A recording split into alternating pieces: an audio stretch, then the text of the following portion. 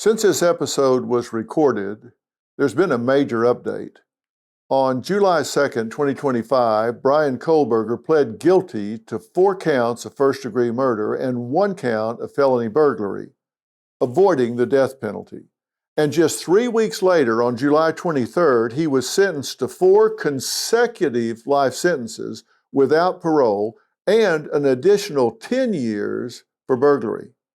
The court also imposed a $270,000 restitution and civil penalties. Newly released investigative documents detail how key evidence led to Kohberger's arrest.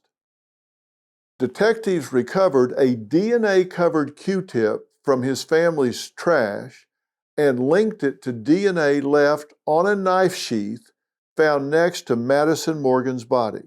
Investigators also noted that Kohberger had thoroughly cleaned his car, removing everything from the glove box to the seats, except for a single hair and a blood-stained seatbelt.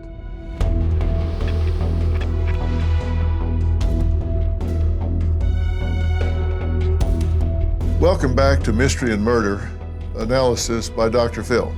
This is the podcast where true crime meets the human psyche. With each case, we explore more than just a story. We journey inside the minds of those who commit unthinkable acts and the victims who endure them. What compels someone to cross the line? And what deeper truths can we uncover about human behavior through these dark tales? That's what we aim to cover here.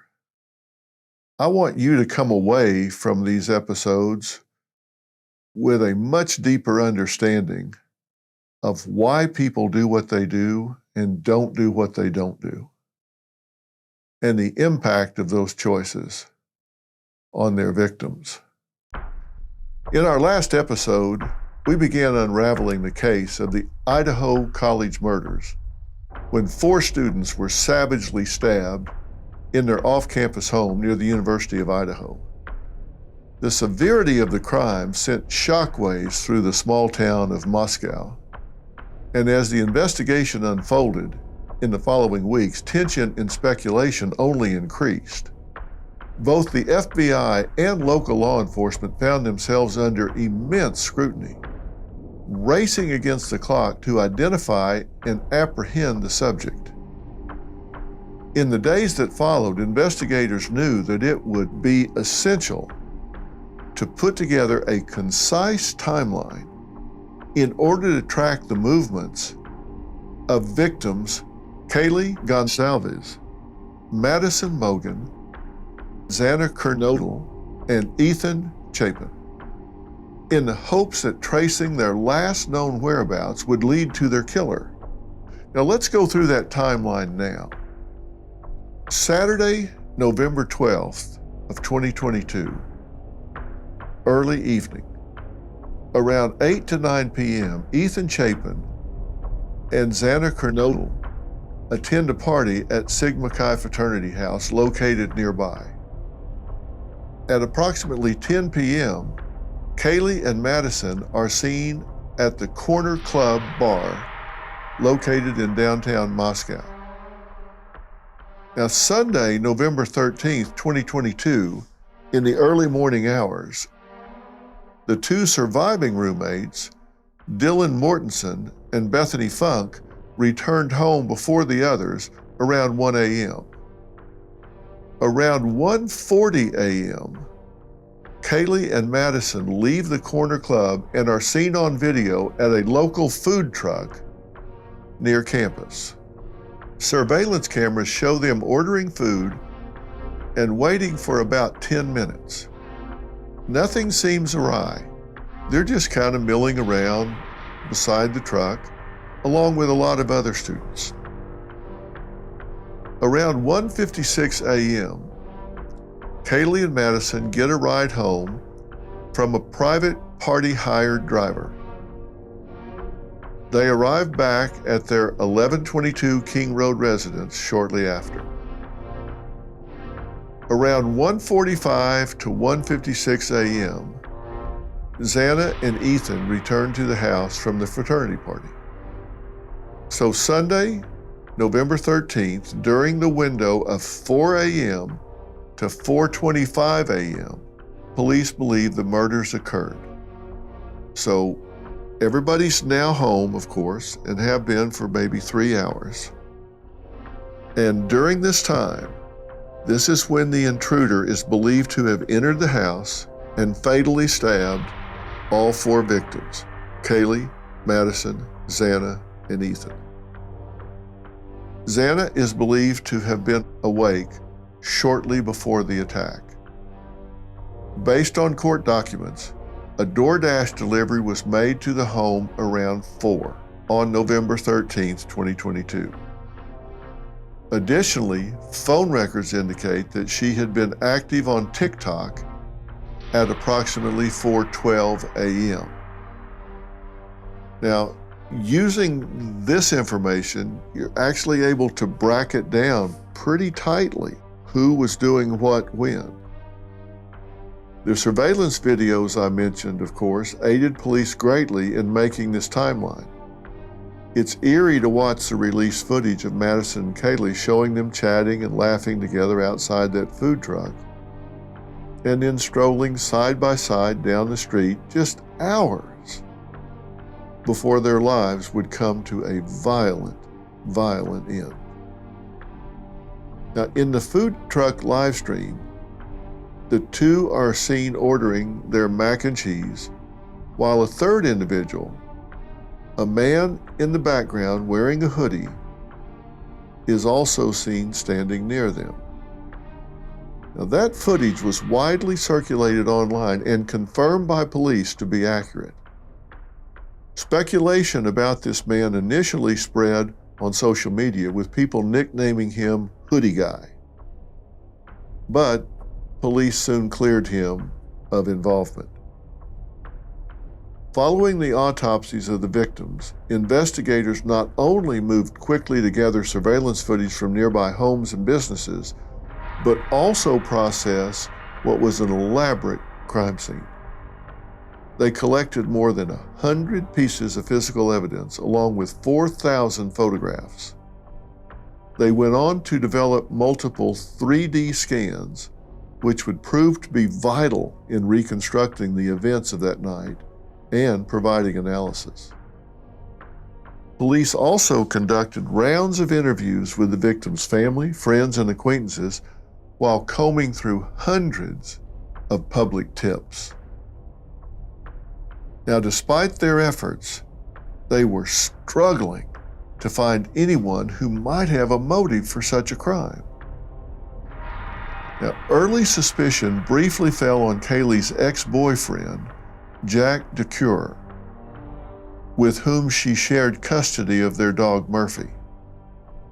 On the night of the murder, cell phone logs show that Kaylee and Madison called Jack about 10 times between 2:26 and 2:52, but he never answered because he was reportedly asleep.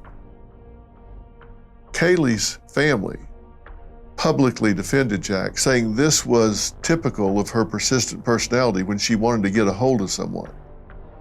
Her family also expressed their full support of her ex at the time, stating they stand behind him 1,000%, and that was a quote.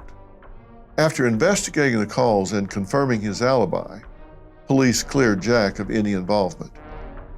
He has since remained private and taken full custody of Murphy, who was thankfully found unharmed at the scene. Still, it's chilling to imagine what that poor dog may have witnessed or what he might be able to reveal if he could only speak.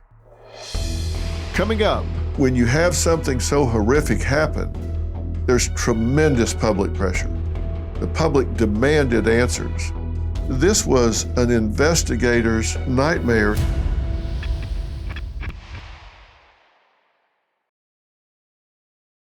Homeowners, when's the last time you checked on your home title? If your answer is never, then this is for you. Scammers are stealing titles and your equity is the target. Criminals forge your signature, and just like that, your home title can be transferred out of your name. That's why I partnered with Home Title Lock, so you can find out today if you're already a victim. Use my promo code Phil at HometitleLock.com and you'll get a free title history report. Plus, you'll get a free trial of their $1 million triple lock protection. That's 24/7 monitoring of your title, urgent alerts to any changes, and if fraud does happen, they'll spend up to $1 million to fix it. That's HometitleLock.com, promo code Phil. I used to sleep terribly, but I found Beam's Dream Powder, a science-backed, healthy nighttime blend packed with ingredients shown to improve sleep. Beam is founded in America and run by people who share our values of hard work. Their Dream Powder is made with a powerful blend of all-natural ingredients: reishi, magnesium, L-theanine, apigenin, and melatonin. Here's the deal. Beam is giving my listeners the ultimate Patriot discount of up to 40% off. Try their best sleeping dream powder and get up to 40% off for a limited time. Go to shopbeam.com/Dr. Phil and use code Dr. Phil at checkout. That's shopbeam.com/Dr. Phil and use code Dr. Phil for up to 40% off. Sleep better, wake up stronger, and show up ready for your family, your work, and your country. Because when you're well rested, you're unstoppable. And this country needs more people like that.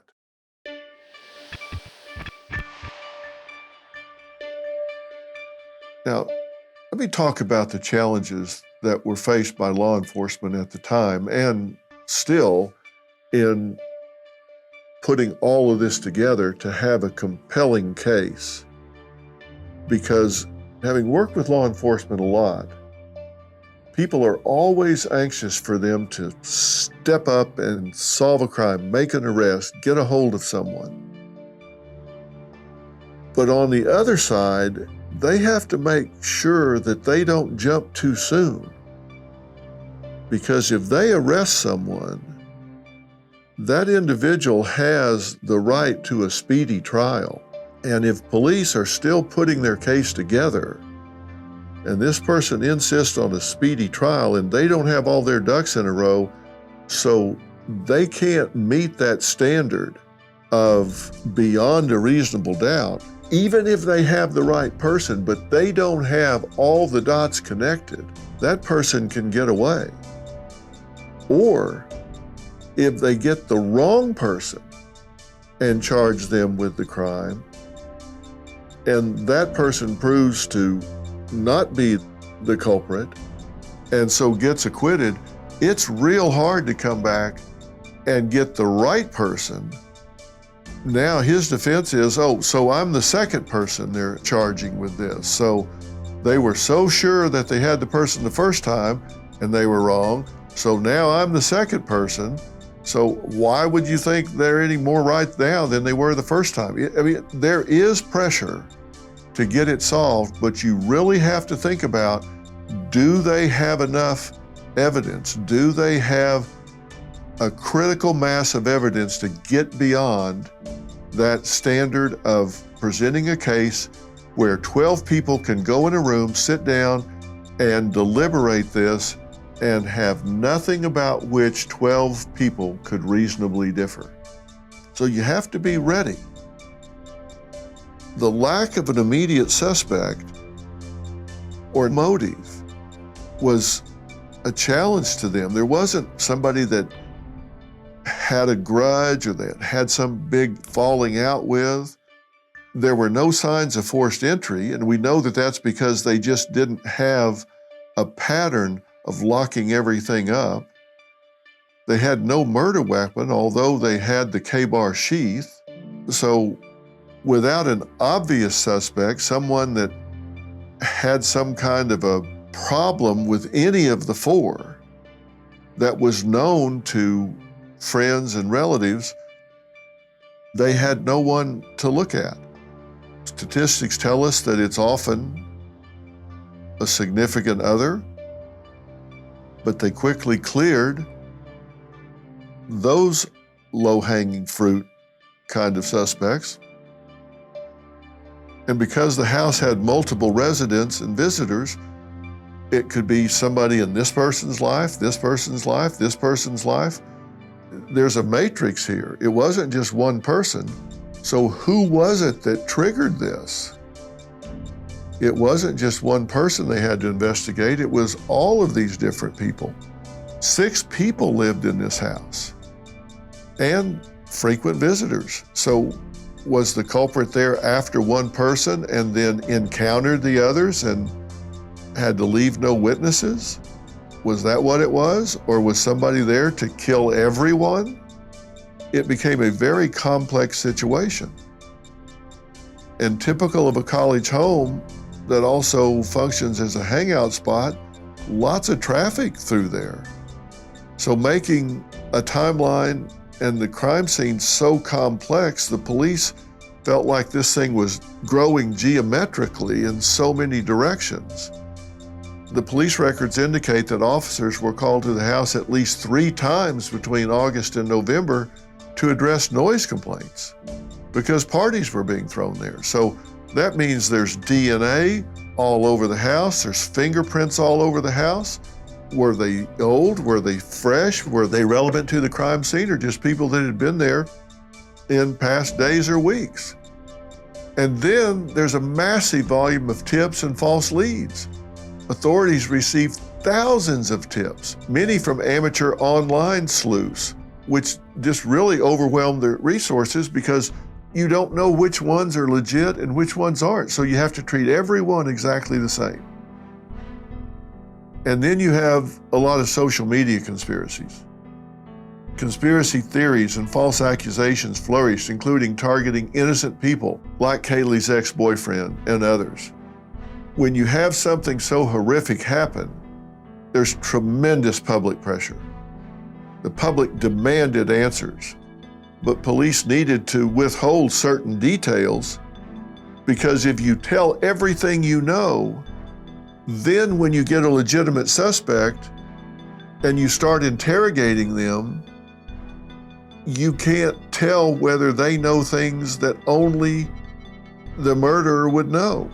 If everything is put out, then you can't find out when you're interrogating, did that person slip and say something that they didn't get from the media? You've got to listen very carefully. Do they slip and say something that they couldn't have known if they hadn't been there? So they have to hold back certain information. The public wants to know it, but they can't give it all out. To this day, information is still being withheld as the case awaits trial. The forensic results, the DNA evidence from the knife sheath took time to process, and that delayed identifying a suspect. So this was an investigator's nightmare in terms of a steep hill to climb. So while the public was understandably desperate for answers, investigators were quietly making progress behind the scenes, bit by bit. Evidence was accumulated, and it finally did point to a suspect, a 28-year-old man by the name of Bryan Kohberger. Coming up, at first glance, Kohberger's life seemed to be on track. However, he had experienced past struggles and had exhibited allegedly alarming behavior.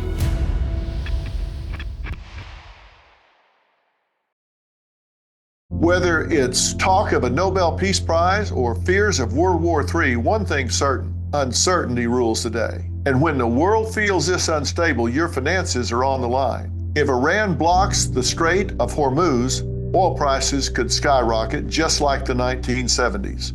That triggered inflation, gas shortages, and a weakening dollar.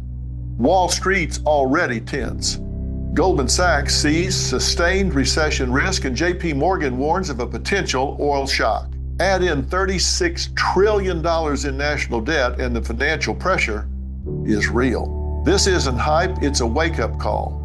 The time to act is now. That's why I trust Preserve Gold. When the world turns unstable, smart folks turn to gold and silver. Text Dr. Phil to 50505 to get your free precious metals guide from Preserve Gold. As a bonus, you can get up to $15,000 in free silver with a qualified purchase. So don't wait. Text Dr. Phil to 50505 today.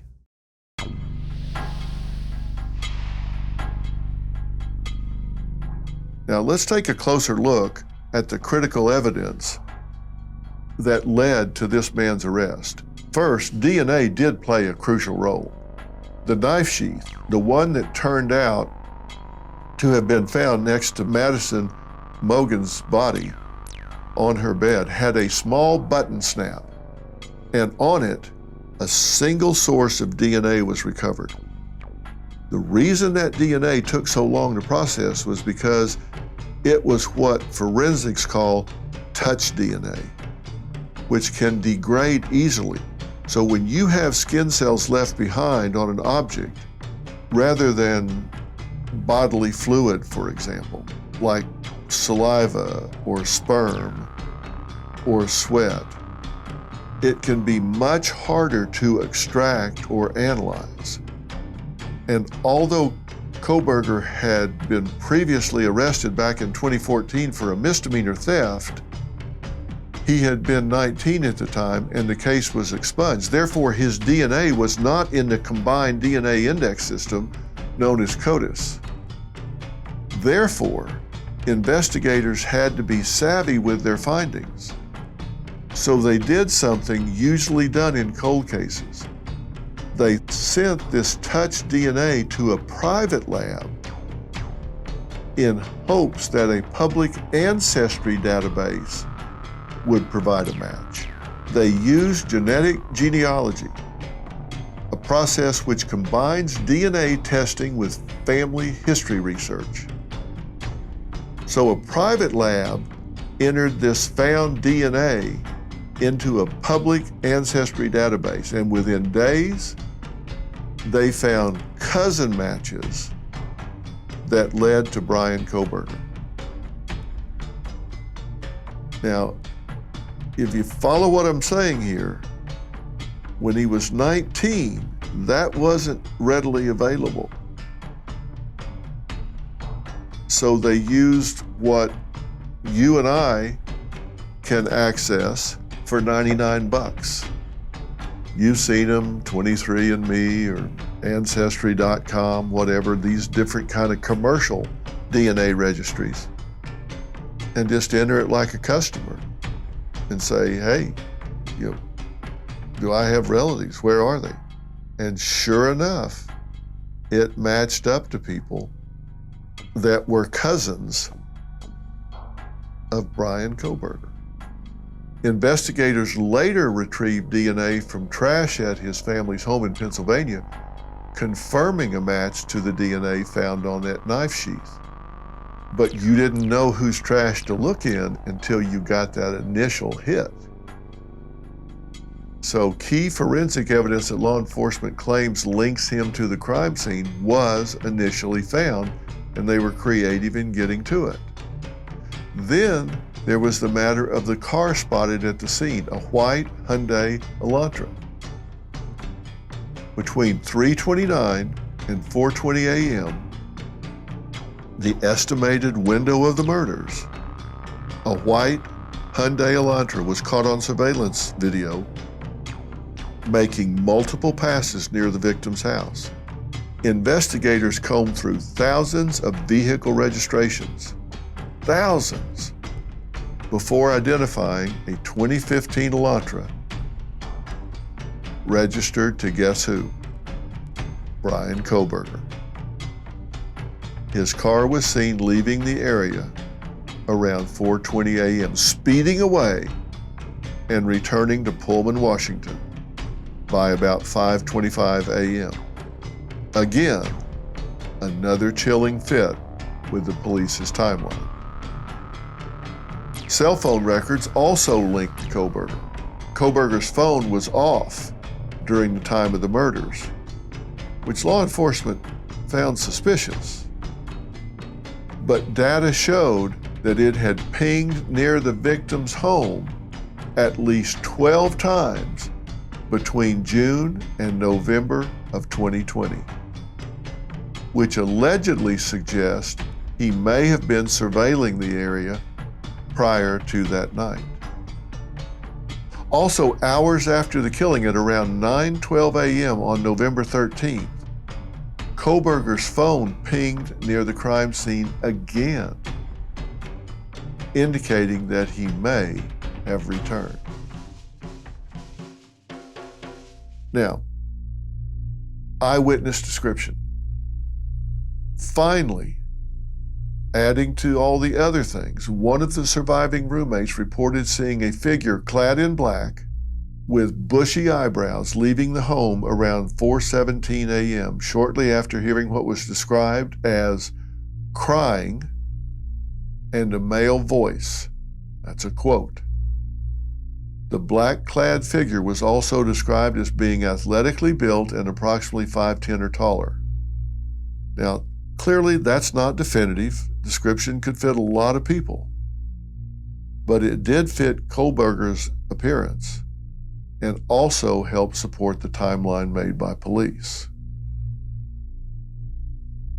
In the early hours of December 30, 2022, Bryan Kohberger was arrested at his parents' home in Monroe County, Pennsylvania, by the Pennsylvania State Police and their Special Emergency Response Team. He was reportedly found in the kitchen wearing latex gloves, sorting trash into Ziploc bags. Any statements made during his arrest have not been publicly released at this time. From the home, authorities seized dark clothing, medical gloves, and a flashlight. At his campus apartment, they collected stained bedding, suspected hair strands, and a single glove. So Bryan Kohberger had been taken into custody, but who is the man now accused of allegedly carrying out this horrific crime? Well, Bryan Kohberger was born in 1994, making him 28 years old. At the time of his arrest, he was studying for his PhD in criminology at Washington State University's Pullman campus, where he was also a TA. Kohberger had just finished his first semester at WSU. He had previously worked as a security guard for the Pleasant Valley School District after earning his associate's degree in psychology.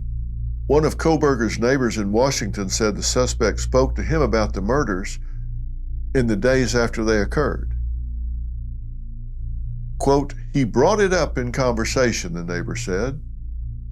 "Asked if I had heard about the murders, which I did, and then he said, quote, 'Yeah, seems like they have no leads. Seems like it was a crime of passion.' We can infer from this that Kohberger, if guilty, was allegedly interested in hearing about what he had done. He allegedly wanted to be the topic of discussion. So this was a guy so fascinated by crime that he was getting his PhD in criminology, where he actually studied under the renowned forensic psychologist Katherine Ramsland. She interviewed the famous BTK serial killer and co-wrote the book Confession of a Serial Killer: The Untold Story of Dennis Rader, the BTK Killer. At first glance, Kohberger's life seemed to be on track. However, he had experienced past struggles and had exhibited allegedly alarming behavior. Now, what do I mean by that? Well, his high school experience is interesting. He goes through a physical transformation. Initially overweight at 300 pounds and reportedly bullied, he then loses approximately 200 pounds by his senior year. And after his weight loss, some peers noted that he allegedly became more aggressive and had an interest in dominance.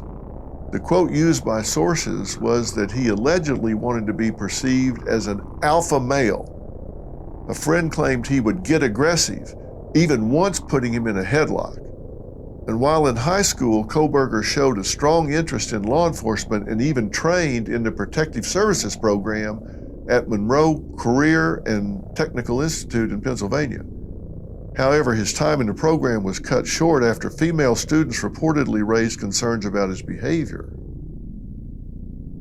A former high school acquaintance told the newspaper, the Idaho Statesman, that Kohberger allegedly began using marijuana as a way to cope with the constant bullying that he suffered as a teenager before it escalated into a heroin addiction.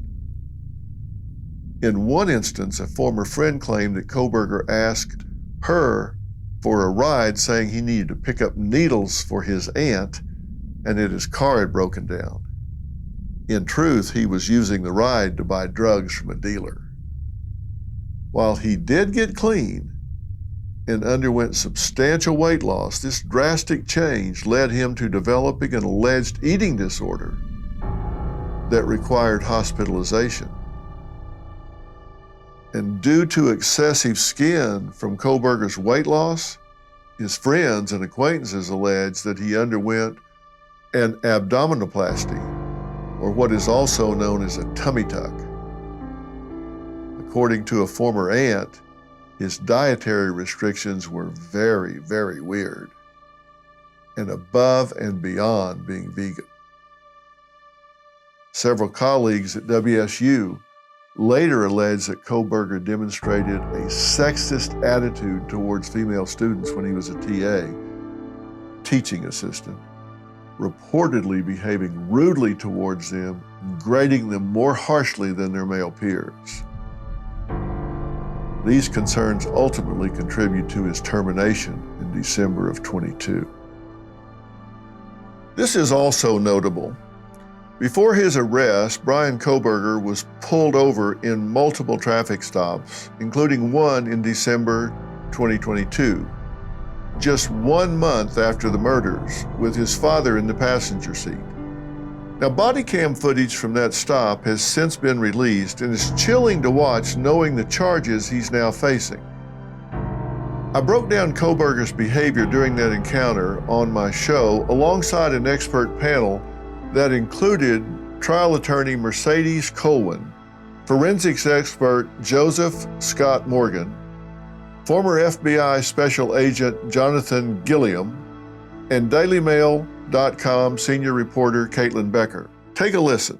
Mercedes, it has not been confirmed, but I think they stopped him twice on the way, which is pretty unlikely just randomly. It seems to me it's very likely that that was a coordinated effort to check on this car, check on what was going on. And when I look at this in lie behavior, it seems like he's answering questions that aren't asked, he's deflecting. Yep. That's not responsive. Right. That whole thing felt wrong to me. What's your take on that? It's so true, Dr. Phil. The first thing I noticed is how wide-eyed he was. He doesn't want to engage with the officer. It's obviously very clear. And he keeps going up and sort of this tilt, and he starts correcting his father when his father starts talking about, well, I think there was a shooting, someone was shot. He's correcting his father. He just wants to get out of there. There was almost, you can see that his affect was, I'm not comfortable. I don't want to continue this exchange. I just want to continue driving. Yeah, put yourself in, as hard as it might be, put yourself in the position of knowing you've just committed 4 brutal murders, and you look in your rearview mirror and you see lights. Sure. And you're being pulled over.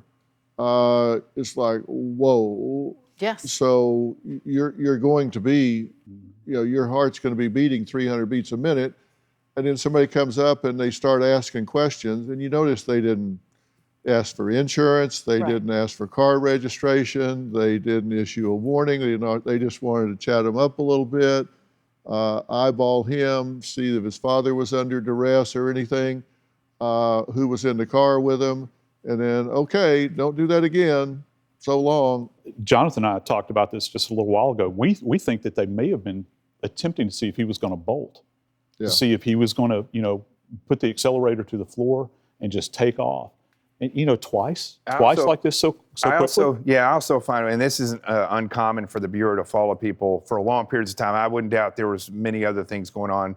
that they knew who he was and were trying to check some things out with him. But one of the things I found very interesting in that circumstance was I felt like the father was more nervous than the son at that point, which going right along with, I've been going through and pouring through your series, Fill in the Blanks, when you talk about Machiavellian narcissism and psychopaths.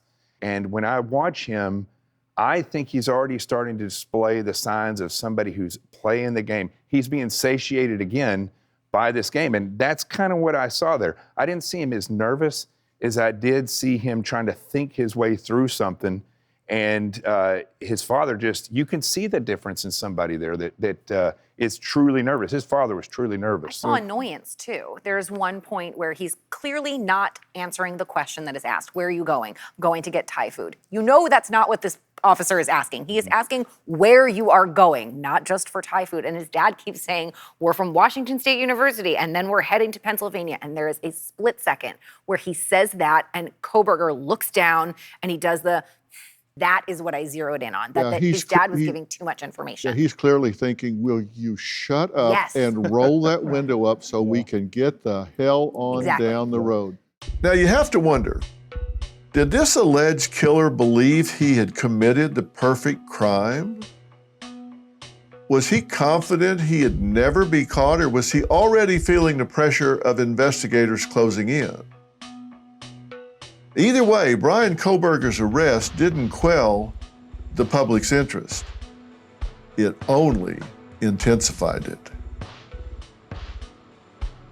On the next episode of Mystery and Murder, we'll break down the ongoing legal proceedings, the latest twist in the case, and what both the prosecution and defense are revealing about the evidence. With a high-stakes trial looming, the pursuit of justice is on the line. Now, as much as you might doubt, I can tell you, having spent years in the litigation arena, this is not an open and shut case. I'm going to tell you why I say that in the next episode, but let me assure you, there are problems with the prosecution of this case. I've said many times, I said it in this episode, before the prosecution moves, they've got to have all of their ducks in a row. They've got to have all of their evidence lined up. And why do I say that? Depriving someone of their liberty, particularly if you're talking about murder, which can, depending on where you are in the United States, can wind up with a death penalty or life without parole. The standard for that is very high. When we say beyond a reasonable doubt, when you're in the litigation arena, there are different standards of proof. There's what's called preponderance of evidence. That means that it can be 51-49. It's like you can say, well, more likely than not.